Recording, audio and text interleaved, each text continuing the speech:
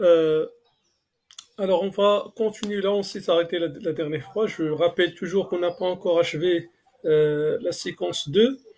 Donc, voilà, la séance précédente, nous avons travaillé le cas de la modélisation de la production. Et par la suite, nous avons résolu le cas sur Excel. On a analysé la sensibilité. Certes, oui, on n'a pas encore terminé par rapport à l'analyse de la sensibilité. Ben, je vais être de retour aujourd'hui. Mais avant d'y aller, on va encore faire un troisième exemple de, soi-disant, de modélisation pour que l'on puisse un peu maîtriser les techniques de modélisation des problèmes, c'est-à-dire des contextes réels par la méthode de la recherche ou bien par l'outil de la recherche opérationnelle. Bon voilà, donc le cas que l'on va exposer aujourd'hui, il s'agit du cas de l'entreprise Hamoud, que vous connaissez bien évidemment. Alors pour l'entreprise, il produit en principe quatre sortes de batboot assortis. Donc il y a les BVH, les batboot de la viande hachée, les batboot au poli, les batboot au saumon et batboot à la dinde fumée. Donc quatre abréviations avec lesquelles on va travailler par la suite, c'est le BHV, BP, BS et BD, BDF. Alors ces trois produits, ils sont vendus par la suite aux clients selon trois types de présentation, à savoir 50 pièces dressées sur un plateau, c'est-à-dire de petite taille, et 60 pièces qui sont dressées sur un plateau moyenne taille, et puis 90 pièces qui sont dressées sur un plateau grande taille.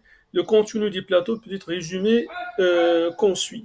Alors, si vous faites attention sur le tableau, pour le plateau 50 PM, normalement le dressage concerne 10 BHV, 10 BP, 20 BS et des BDF. Pour un plateau 60 PM, comme vous le voyez ici, donc c'est 10 BHV, 10 BP, 20 BS et 20 BDF. Et enfin, pour un plateau 90 PM, nous avons 30 pièces de BHV, 10 pièces de BP, 20 pièces de BS et 30 pièces de BDF. La production de l'entreprise est limitée par un certain nombre de contraintes. Commençons par le nombre de pièces que l'entreprise peut fabriquer. Donc, il ne peut pas dépasser 3 millions par an, 3 millions de BHV, 2 millions de BP, 3 millions de BS et 3 millions 500 000 de BDF. Et en même temps, c'est-à-dire pour préparer un plateau, donc la mise en plat des plateaux, se fait en 9 minutes pour les 50 PM, 9 minutes pour les 60 PM et 18 minutes pour les 90 GM. Je m'excuse ici, ça c'est le plateau des batboots. Alors, les 15 ouvrières qui travaillent en moyenne 194 heures par mois, soit un ensemble total de 2 100 000 minutes disponibles annuellement. Et les plateaux, ils sont vendus selon c'est-à-dire selon les prix suivants. Donc les 50 PM, on les vend à 210 dirhams, les 60 PM, c'est 220 dirhams, et les 300 et les 90 GM à 300 dirhams. Alors l'objectif de l'entreprise, c'est de maximiser le chiffre d'affaires. Donc on vous demande tout simplement que doit-on faire pour maximiser le chiffre d'affaires de l'entreprise. Alors ça, c'est le contexte du cas Hamoud. Maintenant, il faut le modéliser pour que l'on puisse bien sûr s'aligner sur l'objectif de l'entreprise, à savoir la maximisation du chiffre d'affaires. Alors, nous l'avons déjà mentionné des séances précédentes, on s'est dit pour modéliser, il faut d'abord déterminer ce qu'on appelle les variables de décision. Ça, c'est toujours la première étape, c'est-à-dire quelle est la décision que l'entreprise attend de moi en tant que décideur au sein de cette entreprise-là. Alors, pour déterminer les variables de décision, je rappelle que, en principe, l'entreprise, en termes d'unité de fabrication, nous l'avons déjà mentionné, ce sont les pièces BHV, les pièces BP, les pièces BS et les pièces BDF. Donc ça, ce sont les unités de fabrication. Mais faites attention, les unités de vente, ce sont les plateaux 50 pm, les plateaux 60 pm et les plateaux 90 pm. Je m'excuse encore pour ce problème en termes de ce que j'ai mentionné ici. Normalement, ça c'est plateau 60 pm et plateau 90 pm. Et l'objectif, comme on l'a mentionné, c'est maximiser le chiffre d'affaires. Alors, puisqu'on cherche à maximiser le chiffre d'affaires, normalement, le chiffre d'affaires, il est proportionnel directement au nombre d'unités vendues et non pas au nombre d'unités fabriquées. Certes, oui, les unités fabriquées, elles influencent les unités vendues, parce que chaque plateau, il est constitué à la base des pièces BHV, BP, BS et BDF. Mais ce que l'on vend aux clients, ce ne sont pas les pièces, mais c'est la façon de dresser, de préparer les pièces. C'est les plateaux 50 pm, 60 pm et 90 pm. Et par la suite, notre chiffre d'affaires, il est directement lié aux unités de vente et non pas aux unités de fabrication. Donc, de ce fait-là, une variable de décision, ce ne sont pas les unités de fabrication, mais ce sont les unités de vente, parce que c'est eux qui vont exprimer le chiffre d'affaires qu'on cherche à maximiser. Et auquel cas, nous aurons trois variables de décision, parce que nous avons trois types de plateaux. Le nom de plateau 50 pm à préparer, le nom de plateau 60 pm à préparer, et le nom de plateau 90 JM à préparer. Alors, comme d'habitude, pour un peu alléger l'écriture, on va remplacer la phrase le nom de plateau 50 pm par X, et ça va de même, on va remplacer le nom de plateau 60 pm à préparer par Y et le nom de plateau 90 pm à préparer par Z. Donc voilà, nos décisions, cette fois-ci, c'est de dire quel est le nom de plateau de 50 pm à préparer, quel est le nom de plateau de 60 pm à préparer et le nom de plateau 90 pm à préparer. Parce que notre chiffre d'affaires, il va être exprimé à la base de ce que l'on vend aux clients. Et l'unité de vente, effectivement, ce sont les plateaux 50 pm, 60 pm et 90 GM.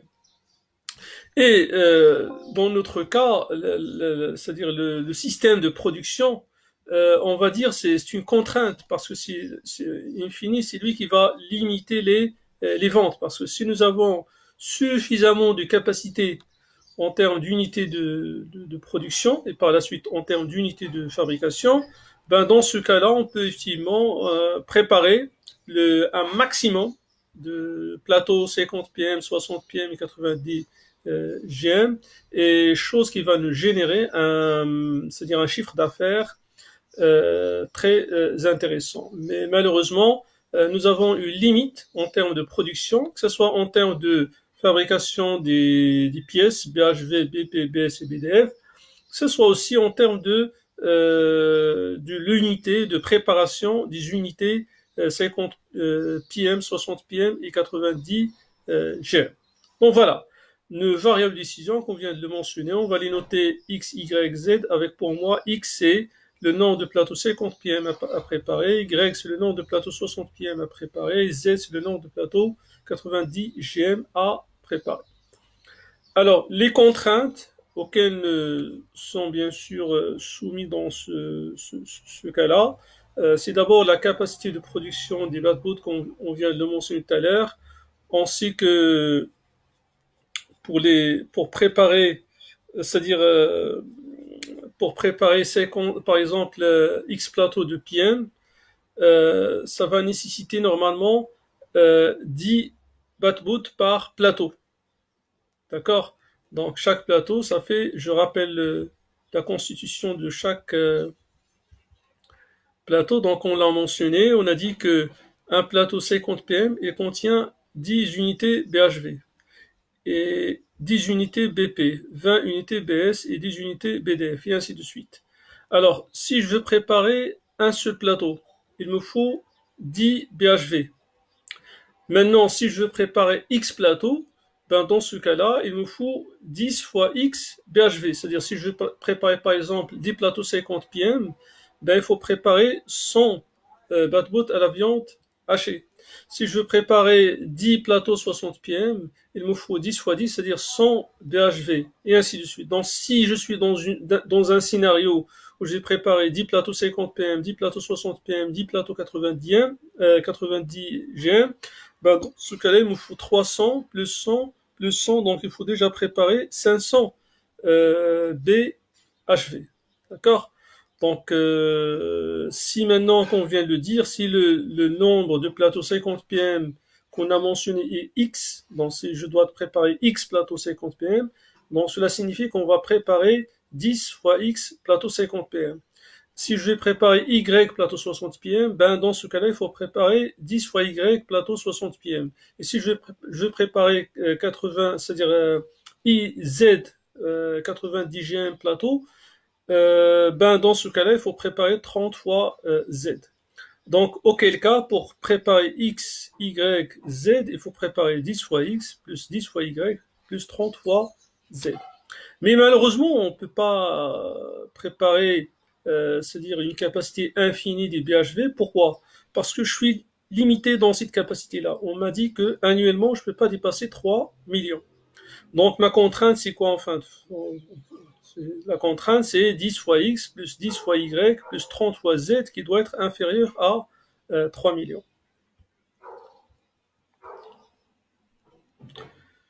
J'espère que le message a bien passé. Bon, voilà. Qu'on vient de le mentionner, la préparation de X plateau 50 PM nécessite 10 fois X de BHV, et la préparation de Y plateau 60 PM va nécessiter 10 fois Y de BHV. Et enfin, la préparation de Z plateau 90 GM nécessitera 30 fois Z de BHV. Et notre contrainte qu'on vient de mentionner, parce que je suis limité en termes de capacité de production de BHV, donc 10 fois X plus 30 fois Y plus 30 fois Z est inférieur à 3 millions. Donc, de la sorte, on va exprimer les autres contraintes pour les autres types de bateaux, BP, BS, BDF, comme la capacité pour BP c'est 2 millions, pour BS 3 millions, pour BDF 3 500 000. Donc la contrainte va prendre en considération le nombre de pièces qu'on va mettre dans chaque plateau, et auquel cas là j'aurai 10 fois X plus 10 fois Y plus 10 fois Z, là c'est 20 fois X plus 10 fois Y plus 20 fois Z, et enfin là 10 fois X plus 20 fois Y plus 30 fois Z inférieur à 3 500 000.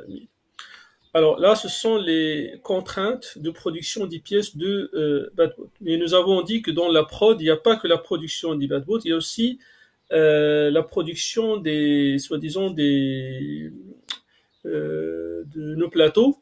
Donc notre plateau qui nécessite encore une masse ouvrière avec un temps opératoire, avec une limite aussi en termes de capacité annuellement. Donc là, il faut bien sûr prendre en considération cette contrainte qui est d'une importance capitale dans notre cas.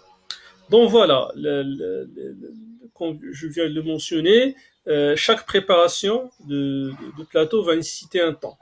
Alors, nous avons mentionné tout à l'heure que pour préparer les plateaux 50 PM, ça nécessite 9 minutes, les 60 PM, 9 minutes, et les 90 GM, 18 minutes. Bon, c'est tout à fait évident parce que certainement ce plateau nécessite un dressage particulier, vu le nombre d'abord de pièces qu'on va mettre à l'intérieur, peut-être que il y a une décoration un peu particulière pour le plateau, donc toutes ces conditions font que le temps pour les 90 GM est beaucoup plus important que les 50 PM et les 60 PM. Alors, si je veux maintenant préparer 10 plateaux 50 PM, ben ça va nécessiter 90 minutes. 10 plateaux de 60 PM, 90 minutes. 90 plateaux de JM, 180 minutes. D'accord?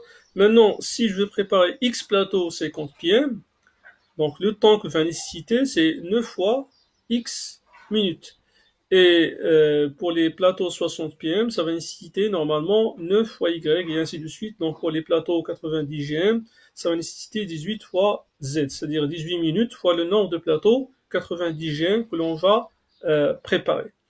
Et auquel cas, la contrainte qu'on a mentionnée avant, c'est dit qu'annuellement, on ne peut pas dépasser 2 100 000 minutes. C'est le nombre de minutes disponible en termes de capacité au sein de cette unité de fabrication.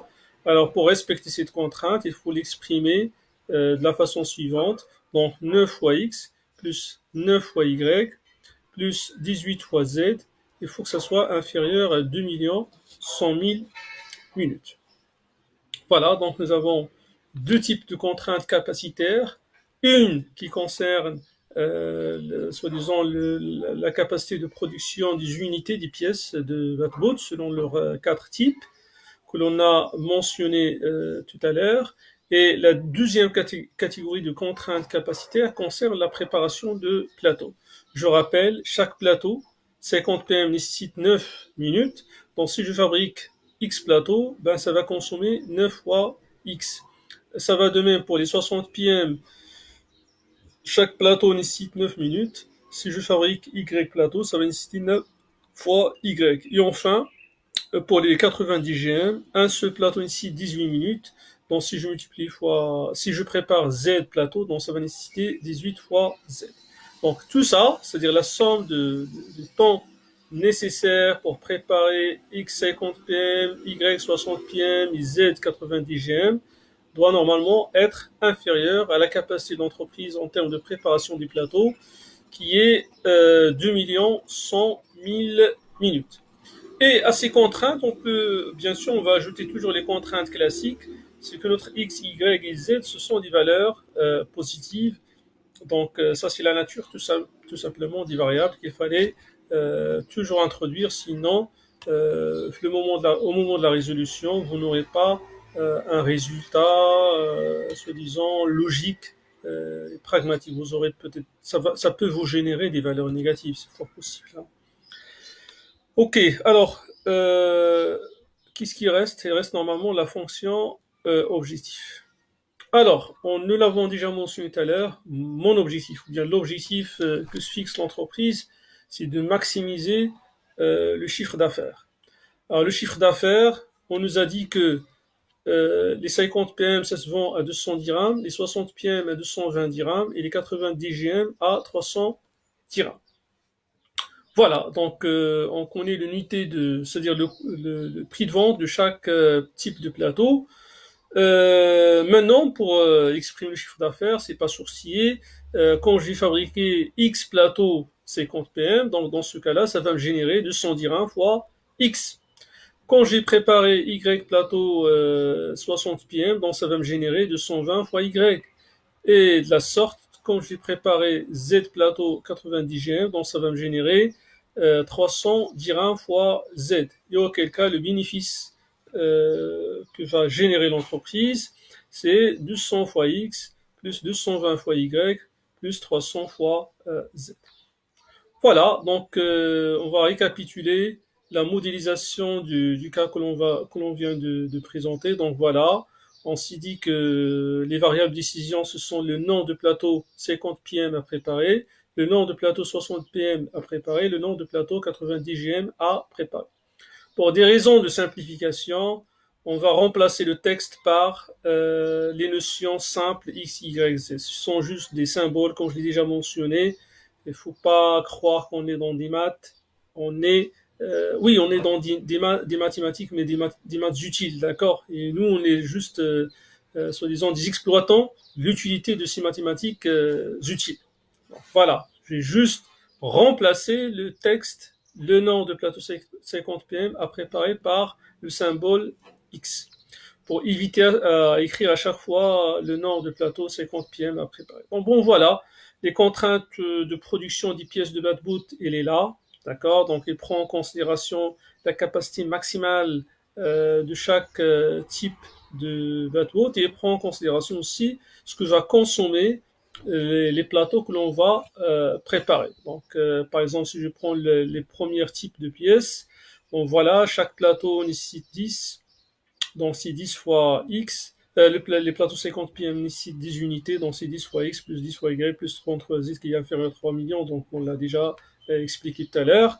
Et enfin, et après, il y a bien sûr la capacité de préparation des plateaux. Donc on a dit chaque plateau nécessite 9 minutes de préparation. Donc voilà, c'est 9 fois X plus 9 fois Y plus 18 fois Z qui est inférieur à 2 100 000.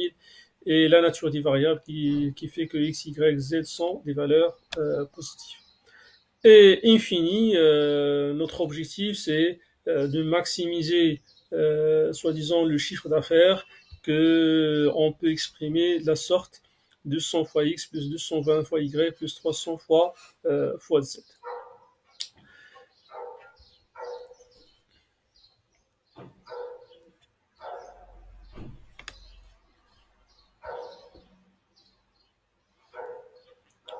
Alors, la séance précédente, on s'est arrêté sur cet exercice. Donc, nous avons analysé le rapport des réponses. On a commencé par le rapport de sensibilité. On a travaillé sur les cellules variables dans un premier temps. Et on a montré comment les solutions restent valables dans les intervalles qui prennent en considération l'augmentation et la diminution admissibles. Alors, ce qui reste dans le volet sensibilité, c'est le volet contrainte. Alors, pour le volet contrainte, nous avons aussi un tableau qui, dans un premier temps, ce qu'on appelle les valeurs ou bien la valeur finale. Alors, d'où vient la valeur finale?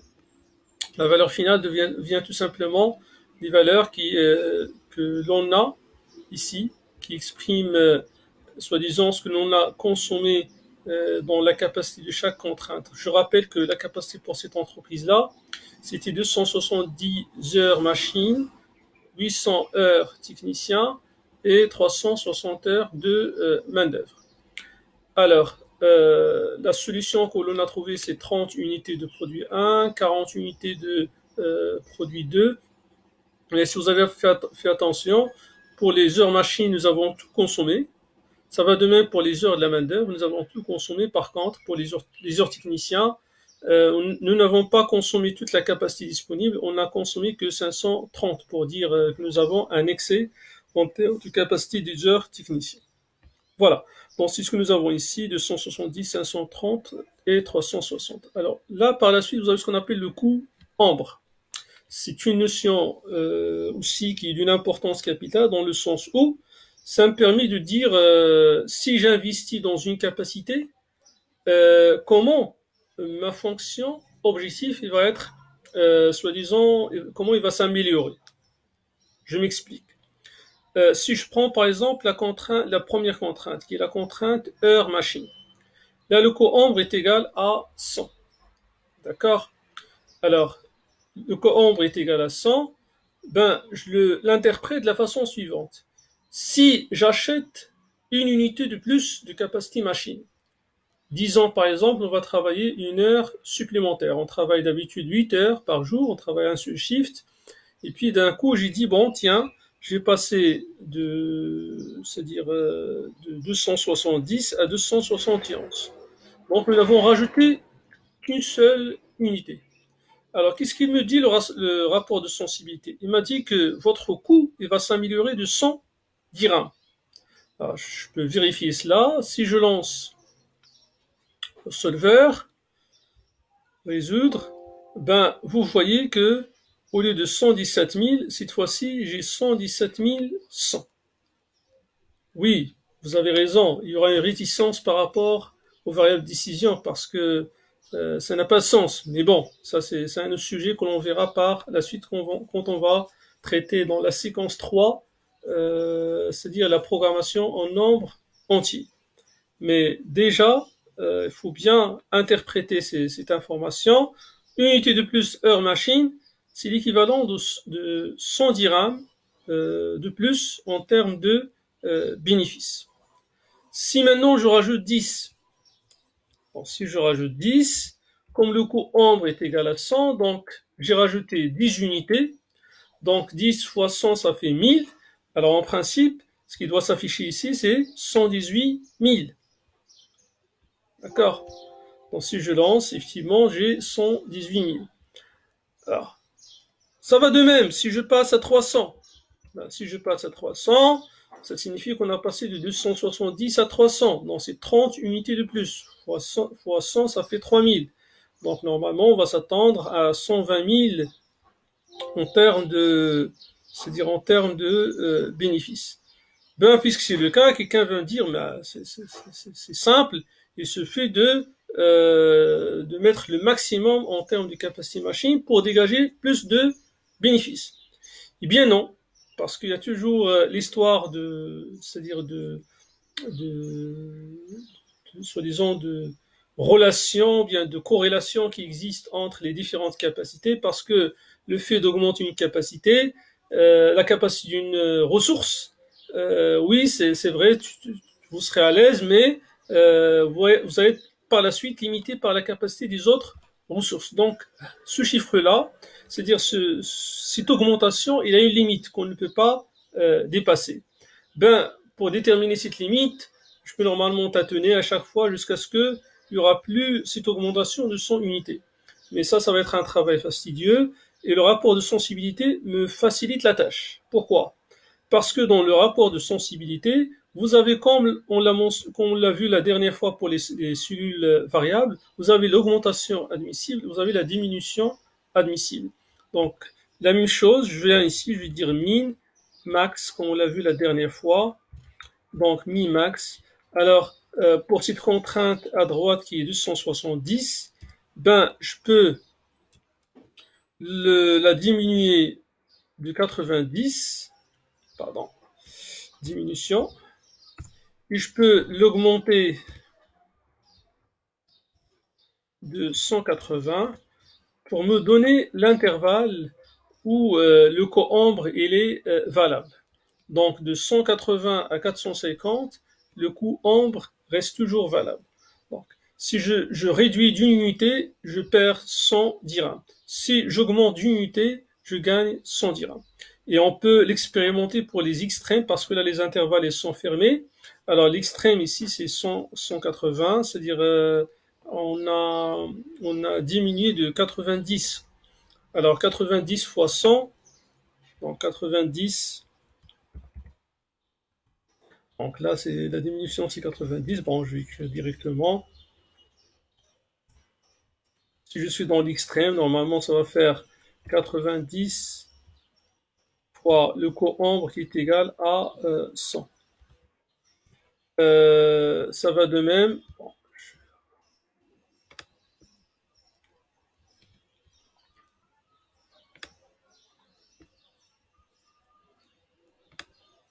Si je fais l'augmentation, ça va me garantir un gain de 80 000. Alors 117 000, on verra cela. Donc on va faire un test. Au lieu de 170, on va mettre 180. Alors la solution, normalement avec 270, c'est 117 000. Alors là, ce qui va être réduit, c'est 9 000. Donc 117 000 moins 9 000, ça fait à peu près 108 000. On va tester. On va tester et on va lancer. Voilà. OK. Dans ça donne 108 000. Voilà. Maintenant, si je réduis d'une unité, c'est-à-dire je passe de 180 à 179, la règle du coombre qui est égal à 100 n'est plus valable. C'est-à-dire que là, j'aurai plus 107 900 dirhams. D'accord? On va voir qu'est-ce que ça va donner comme chiffre. Donc voilà, si je lance, ça me donne 135 000. Si je réduis, donc il y a quand même un écart important entre 117 000 et 135 000. Donc cette fois-ci, on a favorisé la production de produits 1. C'est tout à fait évident parce que quand j'ai diminué la capacité des heures machine, qu'est-ce qui s'est passé en fait? Donc quand j'ai diminué cette capacité-là, pardon, je me suis trompé parce que j'ai touché la contrainte et non pas les heures machine. Là, je récapitule parce que moi aussi j'étais surpris par ce chiffre-là qui dépasse les 117 000. Voilà, je relance. Alors, qu'est-ce qui se passe? En principe, c'est bon. C'est bon. Alors, 179 comme capacité.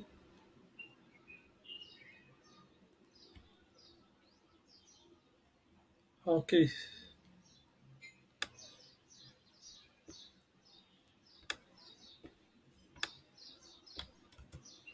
Voilà. Donc maintenant, on va lancer. Qu'est-ce que ça donne?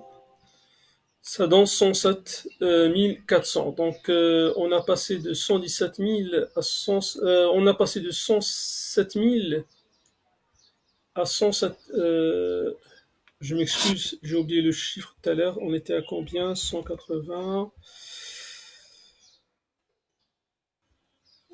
Alors avec 180, on est à 108 000. Donc on est à 108 000. Donc on s'attendait normalement à 107 900. Mais au lieu de 107 900, nous avons eu 107 400. Bon, pour dire que la règle de coambre qui est égale à 100, il n'est plus valable. Donc cette fois-ci, la diminution, elle est de l'ordre de 600 dirhams. Si je réduis encore de 2 unités, alors là, si je fais la résolution, bon, je suis à 106 800, donc ça dépasse les 100 unités. Donc je serai de retour vers les 270. Je relance, j'aurai 117 000. Et on va faire la même, c'est-à-dire la même analyse de sensibilité de l'autre côté. Maintenant, si je pars vers l'extrême, donc si je pars vers l'extrême, normalement, on va aller vers 450, c'est-à-dire à 270, on va rajouter 180 unités de capacité de plus. Donc ça va me donner 450. Et on va s'attendre normalement à un gain de 18 000. Donc 117 000 plus 18 000, c'est de l'ordre de 135 000. Donc voilà, je mets ici 450. Et je lance. Et ça donne 135 000 dirhams. Voilà, donc c'est juste pour vous dire que cette notion de coambre, ça vous donne tout simplement la façon dont votre fonction objectif va s'améliorer ou bien va se dégrader en fonction de l'augmentation, de la diminution des capacités ou bien des éléments de votre contrainte, parce que les contraintes ne sont pas toujours d'ordre capacitaire. Ça peut être bien sûr autre chose.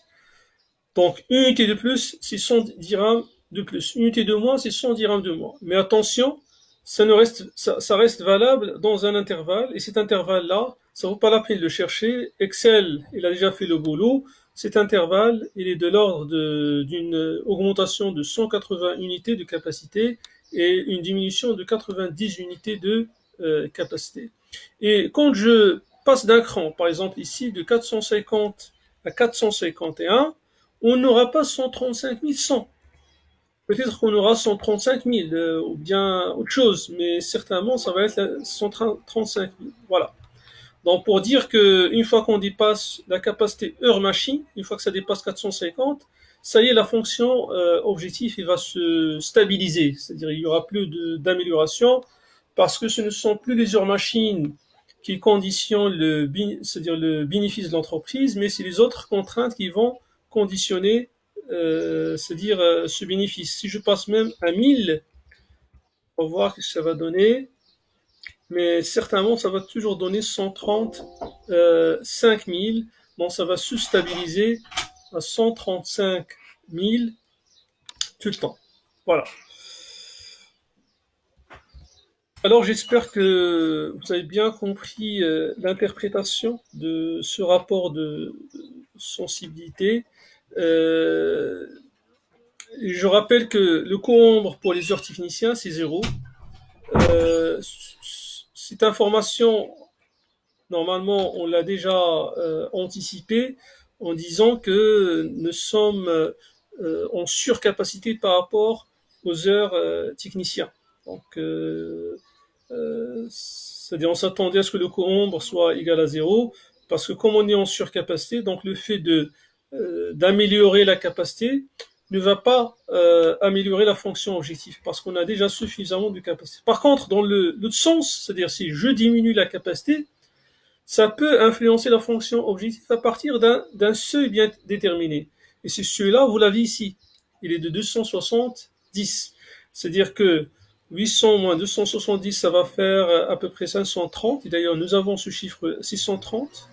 Nous l'avons, ce chiffre à ce niveau-là. Non, ça devait être 260. Ok, c'est 530. Donc, nous avons déjà ce chiffre. Donc, une fois qu'on franchit 530, c'est-à-dire une fois qu'on est dans 529, automatiquement, le bénéfice il va changer. Pour dire que dans cette situation, la capacité des techniciens c'est-à-dire va influencer ou bien va impacter d'une façon négative le bénéfice dégagé par l'entreprise.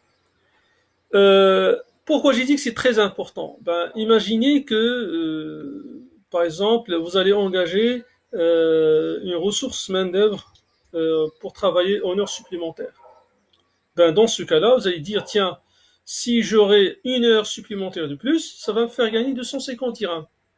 Mais cette heure supplémentaire, ça me coûte tant. Et dans ce cas-là, vous allez comparer entre ce que vous allez bien sûr investir et ce que vous allez gagner. Et si vous voyez qu'il y a un intérêt, automatiquement, vous allez vous lancer dans cette aventure de renforcer en capacité. Donc c'est très simple. Ça vous dit, le co-membre, il vous dit voilà ce que vous allez gagner. Vous, en tant que décideur, vous savez bien combien ça va vous coûter. Et auquel cas, vous allez voir est-ce que c'est intéressant ou bien ce n'est pas intéressant d'aller vers c'est-à-dire cette capacité supplémentaire. Ça peut être aussi un achat. Et imaginez que je suis dans un contexte, j'ai des matières premières qui limitent ma production. Donc le stock, il limite ma production. Et à un certain moment, j'ai eu une opportunité au niveau du marché d'une palette, d'une marchandise qui coûte tant.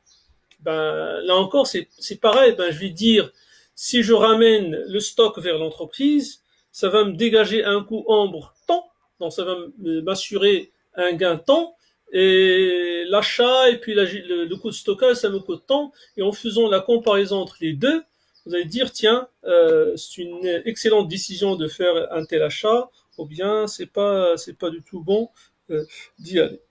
Ok, alors pour joindre l'utile à l'agréable, on va travailler un deuxième cas. Je ne vais pas sortir du cadre qu'on a déjà tracé la séance précédente. Donc, on va, par exemple, traiter le cas des avions. Donc, nous avons dit la dernière fois qu'il y a une entreprise qui veut organiser un pont aérien. Et pour cette raison, il a deux types d'avions à louer, si vous vous rappelez encore. Donc, on a dit qu'il y a des avions de type A, il y a des avions de type B. Les avions de type A, nous avons leur capacité. De toute façon, c'est des capacités partout. Donc, nous avons leur capacité en termes de personnes. Nous avons leur capacité en termes de tonnage. Donc, tout ça, ce sont des capacités. Voilà. Capacité. Et en même temps, nous avons une disponibilité. Et nous avons un coût de location. Voilà. Donc, c'était les informations que nous avons. Et puis le pont aérien, qu'est-ce qu'il exige? Alors le pont aérien.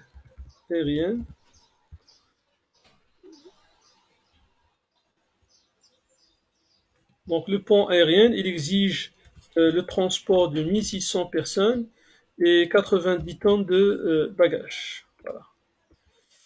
90 tonnes de bagages.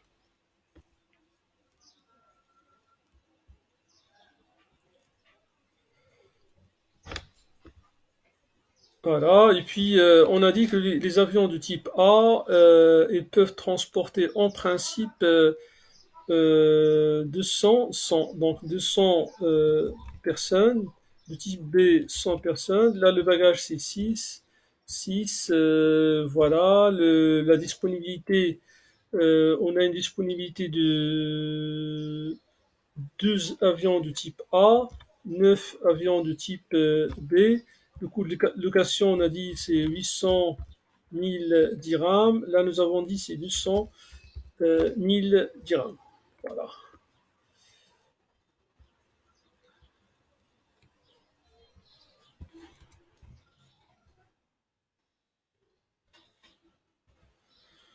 Ok, notre objectif, c'est d'organiser ce pont aérien, bien sûr, au moindre coût.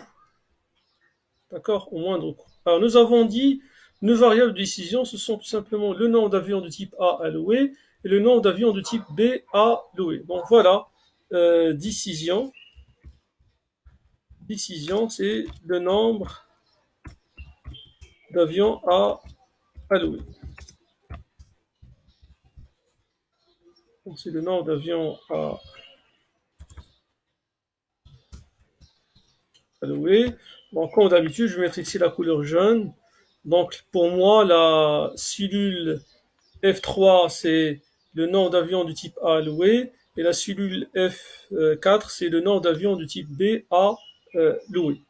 Alors, on commence par l'expression de la fonction objectif. Toujours utiliser la couleur orange, qui est égale à, on a dit, à 800 000 fois x plus 200 000 fois y.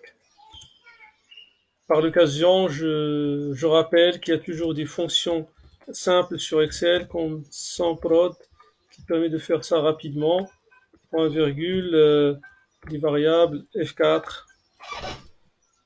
Et ça permet, puisque c'est la même fonction qu'on va générer pour la capacité et de personnes et de tonnage. Donc voilà, ça marche à merveille. Ça donne normalement toutes les contraintes. Donc ça, c'est pour les gens qui n'ont pas de problème sur Excel. Pour les initiés, bon, on va le faire d'une façon manuelle. Donc pour la contrainte de capacité de personnes, on a dit c'est 200 fois x plus 100 fois y, qui doit normalement être inférieur à 1600. De la sorte, nous avons 6 fois x plus 6 fois y, qui doit être normalement inférieur à 90. Voilà. Donc ces deux contraintes-là devaient être normalement, supérieures, parce qu'on s'est dit il faut satisfaire la demande. Donc ça c'est supérieur à 1600, ça c'est supérieur à 90 pour être sûr et certain que nous avons suffisamment de capacité pour transporter les personnes et les bagages. Maintenant, bien sûr, nous avons l'autre contrainte, c'est que le nombre d'avions de type A doit être inférieur à 12 et le nombre d'avions de type B doit être inférieur à 9. Ça, on peut le déclarer directement sur le solver. Donc voilà, le modèle est bel et bien déclaré. Vous pouvez répéter ça à tête reposée par la suite. De toute façon, vous avez la vidéo. Maintenant, qu'est-ce qu'il faut faire? Il faut aller vers le solver pour dire, monsieur le solver, je cherche à minimiser cette fonction, qui est la fonction, ce qui est le coût de location globale. Alors cette fois-ci, il faut faire attention, on ne cherche pas à maximiser, on cherche à minimiser. Quelles sont les cellules variables? Eh bien, les cellules variables, ce sont les deux cases jaunes. On va rajouter que les deux cases jaunes sont positives. Voilà. Et on ajoute que les deux contraintes-là, elles sont supérieures à la demande, qui est 1600 personnes et 90 tonnes de bagages. Et faites attention, je ne peux pas louer ce que je veux en avion A et en avion B. Nous avons bien une disponibilité. Voilà. Ok, donc là, il faut spécifier en quoi c'est simplex. Alors, la séance précédente, j'ai reçu quelques questions concernant cette émission Gbox, effectivement, pour les anciennes versions. Je parle bien de 2007 et avant 2007. Vous avez un autre émission Gbox, différent de celui-là, donc une boîte de solver, si vous voulez. Pour le choix, c'est-à-dire pour le choix de la méthode simplex, il suffit d'aller vers options, rappelez-vous bien. Donc pour ceux qui ont l'ancienne version, aller vers options et choisir la résolution par modèle linéaire. D'accord? Donc quand vous dites modèle linéaire, c'est effectivement simplex programmation linéaire. Et auquel cas vous aurez exactement les mêmes résultats. Mais de toutes les façons, en 2007 c'est très très ancien quand même. Vaut mieux normalement installer l'Office 2010 et plus pour avoir c'est-à-dire la même configuration. Alors, on va demander la résolution, voilà, il a résolu avec un rapport de sensibilité et de réponse comme d'habitude.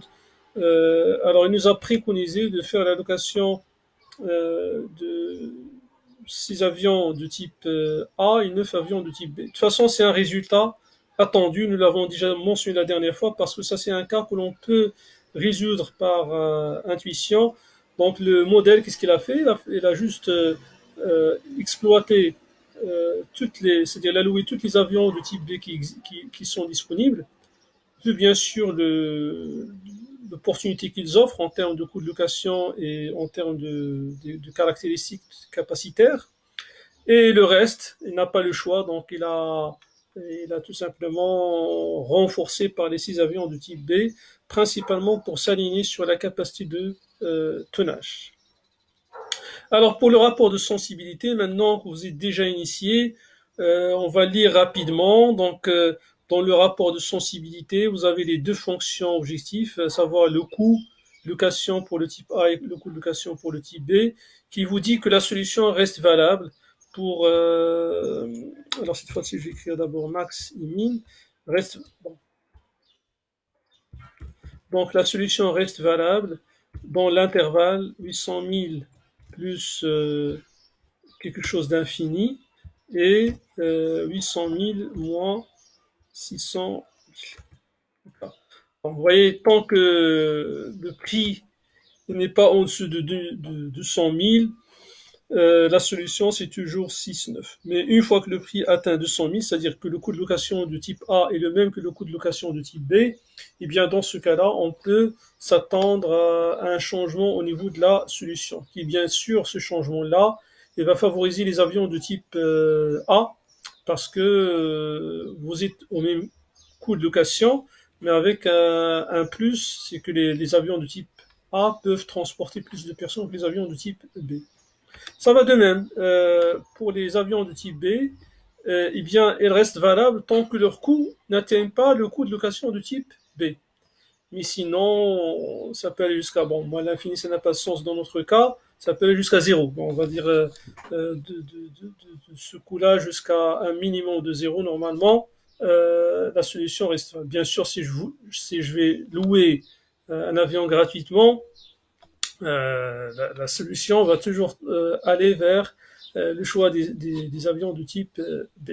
Mais une fois que le coût de location de type B atteint le coût de location de type A, ben dans ce cas-là, on va favoriser les avions de type A par rapport aux avions de type B. Par la suite, la solution va changer. Alors cette fois-ci, contrairement au cas précédent, nous avons un coût réduit. Pourquoi cette fois-ci nous avons un coût réduit? Parce que nous avons exprimé une contrainte qui est x inférieur à 12 et y inférieur à 9. Donc c'est une contrainte liée aux variables directement. C'est-à-dire que ma variable, c'est-à-dire mon nombre d'avions de type A, ne peut pas dépasser 12. Et mon nombre d'avions de type B ne peut pas dépasser 9. Alors quand on met des limites par rapport au champ de recherche de la solution, dans ce cas-là, il vous donne ce coût réduit, qu'on peut interpréter de la même façon que le coût ambre au niveau des contraintes. Qu'est-ce qu'il vous dit? Il vous dit là que à chaque fois que vous limitez le nombre d'avions de type B à louer, automatiquement, c'est-à-dire votre coût il va augmenter de 600 000. Et dans le cas contraire, c'est-à-dire si vous augmentez c'est-à-dire la disponibilité des avions de type B, eh bien votre fonction objectif va être réduite de 600 000, c'est-à-dire au lieu de faire une location à combien? Au lieu de faire une location à 6 600 000, on va faire une location juste à 6 millions de dirhams. Et vous voyez que les 600 000, en fait, c'est quoi? C'est tout simplement la différence de location entre le type B et le type A. C'est-à-dire que quand j'augmente la capacité ou bien la disponibilité des avions de type B, ben automatiquement la décision, ou bien c'est-à-dire la décision du solveur, va favoriser c'est-à-dire les avions de type B par rapport aux avions de type A. Et le fait de remplacer un avion de type B par un avion de type A fera que tout simplement on va gagner l'écart de location entre les deux types d'avions. C'est-à-dire au lieu de louer à 800 000, on va louer à 200 000. Et auquel cas on va gagner 600 000. On va faire un test rapide. Donc là, au lieu de dire que la disponibilité pour les types B c'est 9, on va dire c'est 10. Alors quand je vais lancer le solver, je vais gagner les 600 000. C'est-à-dire au lieu que la location soit de 6 600 000, la location cette fois-ci sera de 6 millions dirhams. Donc on va faire un test, donner solver, résoudre, voilà, ça donne 6 millions de dirhams. Ça va de même, si je fais le contraire, c'est-à-dire au lieu de dire que la disponibilité de type B c'est 9, on va dire c'est 8. Eh bien, dans ce cas-là, le coût de location il va augmenter. D'accord. Pourquoi? Parce que tout simplement, on a réduit d'un cran la disponibilité de type P, puisque je réduis dans 6 mois. Moins avec moi, ça donne un plus. Donc, auquel cas, le coût il va augmenter. C'est évident parce que si je réduis la disponibilité du type B, donc pour s'aligner sur les contraintes, le décideur il va encore ramener des avions de type A de plus, c'est-à-dire au lieu de 6 comme ça a été le cas tout à l'heure, maintenant il va prendre 7. Et l'écart, ça va être 600 000. Donc, au lieu que ça soit 6 600 000 dirhams, ça va être cette fois-ci 7 200 000 dirhams. On va faire un test, résoudre. Voilà, donc c'est 7 200 000 dirhams. Et la solution devient 7 et 8. Voilà, donc on va mettre la valeur là où il est tout à l'heure, sauveur. Ok. Alors, pour les contraintes, c'est exactement la même chose que la dernière fois. Vous voyez que pour les personnes le coût ombre est égal à 0. Pourquoi? Parce que euh, nous avons déjà, c'est-à-dire les avions loués dépassent largement, c'est-à-dire la capacité, c'est-à-dire la demande en termes de transport de personnes. Par contre, là, on est limite. C'est, en fin de compte, cette solution, il dépend principalement du tonnage pour l'instant. Alors, si normalement j'augmente le tonnage, ben, si j'augmente le tonnage, ça va automatiquement influencer le coût de la solution. D'accord? Et va l'influencer avec ce 133 333 dirhams. Mais normalement, c'est un chiffre qui n'a pas de, c'est-à-dire qui n'est pas pragmatique, qui n'est pas réel. Pourquoi? Parce que là, on a supposé que le nombre d'avions est positif, alors que normalement, c'est un nombre entier. Ça, comme je l'ai mentionné tout à l'heure, on va être de retour à la séance précédente, prochaine, pardon, quand on parlera de la programmation en nombre entier. Alors, on va faire un test. Imaginez que, par exemple, ici, le tonnage, au lieu que ça soit 90, on va dire 96. 86. Alors, j'ai rajouté 6 unités.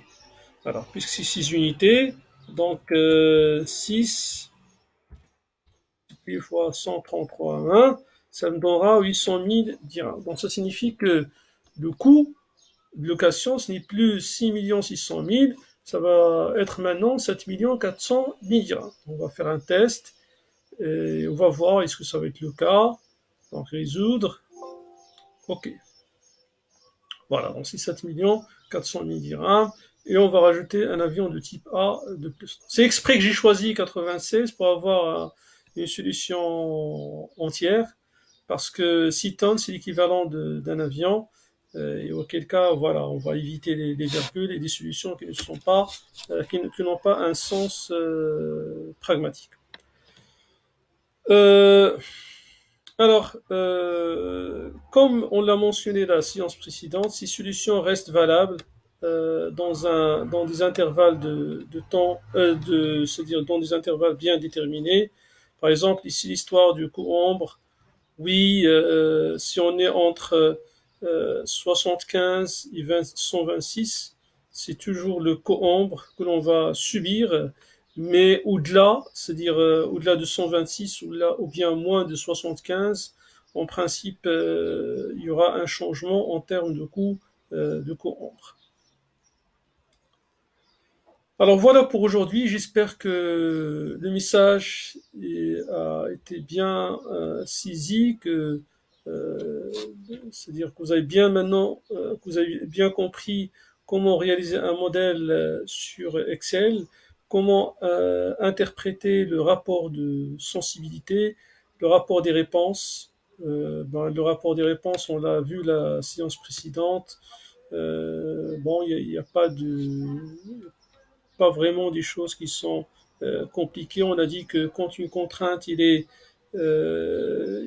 entièrement consommé, on dit que qu'en quoi c'est lié. Et quand ce n'est pas lié, quand il y a une marge, ben, on dit que c'est non lié, on mentionne ici la marge. Par exemple, pour le nom du type d'avion à louer, il y a une marge parce que nous avons une disponibilité de 12, alors que nous, en principe, nous n'avons loué que 6 avions de type A. Donc il y a encore 6 qu'on n'a pas loués. Par contre, pour les avions de type B, nous avons loué c'est-à-dire les différents avions qui sont disponibles. Pour le tonnage, c'est une contrainte liée parce que la capacité des avions c'est 90 tonnes et le pont c'est 90 tonnes. Donc voilà, c'est pour cette raison que la marge est égale à 0. Par contre, pour les personnes, comme je l'ai mentionné avant, nous avons une surcapacité. On nous a demandé soi-disant, de transporter 1600 personnes, alors que les avions que nous avons loués normalement, ils ne garantissent une capacité de 2100 personnes.